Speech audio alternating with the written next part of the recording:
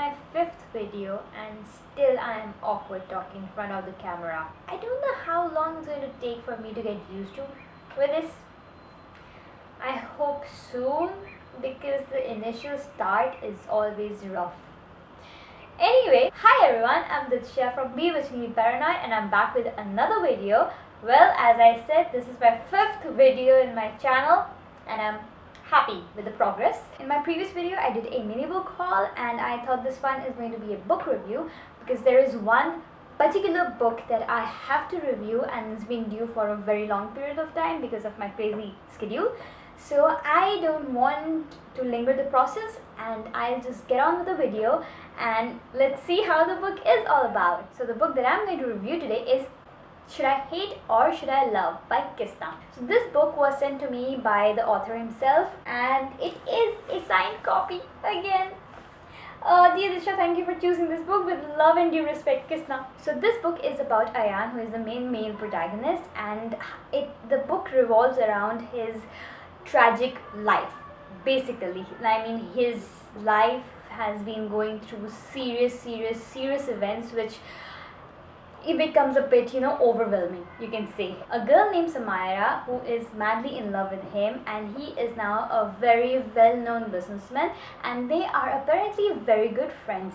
And there was one day, all of a sudden, Ayan calls her for a dinner, which is supposed to be a date, and he ends up telling her entire his life story and journey and how he has been raised and every single suffering that he's been through. And this book is very serious, you can say. It's a very serious book. This book revolves mainly around Ayan and Sia, and Sia is the love of his life and apparently he wanted to marry her and have a nice family with her, but that did not happen because of Sia's strict parents, and they were together from a very young age, and by the time the parents got to know, it was a big hue and cry. Obviously, Indian family, you can't really help about that. So it talks about how Sia always ends up rejecting him and how his life suffers through a series of tragic events, and this one talks a lot about that. But eventually at the end, what happens, the reason why Sia always ends up rejecting him is that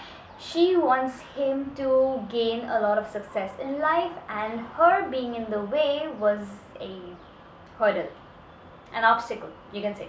So this is basically, he tells the entire story of his life to Samira, and he says that Sia is getting married, so I would want you to go there with me as a girlfriend. But the weird thing is, although Samira is all happy about it, oh now finally he is in love with me and now he's gonna get married to me and all those things, that does not happen because he becomes very selfish and he wants Sia to get jealous about it, that now I have a girlfriend to think about and all those things. But that does not happen because he finds out that Sia was suffering from an illness and for which she has been avoiding him, and eventually the day when he goes to meet her on the wedding day, it is basically the day she died, and he finally applies that red thing on her head.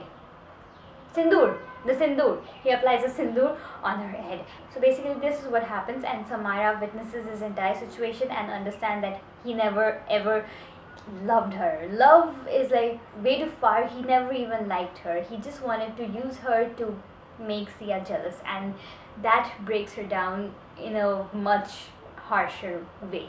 So the thing about this book is that it is overwhelming because the incidents in life, tragedy that the thing about this book is that the life tragedy, the series of events that Ayan faces becomes very overwhelming at the end because you cannot really identify that how can a person go through so many terrible situations in one lifetime, and that is basically what keeps on happening with him.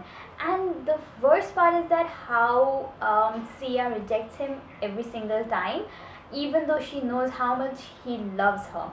And the worst part about Ayan, which I did not really like, is that although he at the end becomes very serious about his life and makes a big huge company and gives employment and all those things, that's one side. But I did not like the fact that how he uses Samira to just fulfill his wish of making Sia jealous. I mean, he did not even think about Samira even once. I mean, the way she loved him, it was just a sacrifice, and he did not really, although he did feel a bit guilty about it, but then there's no point feeling guilty about it. I mean, like, you're using some person to just make the other person jealous.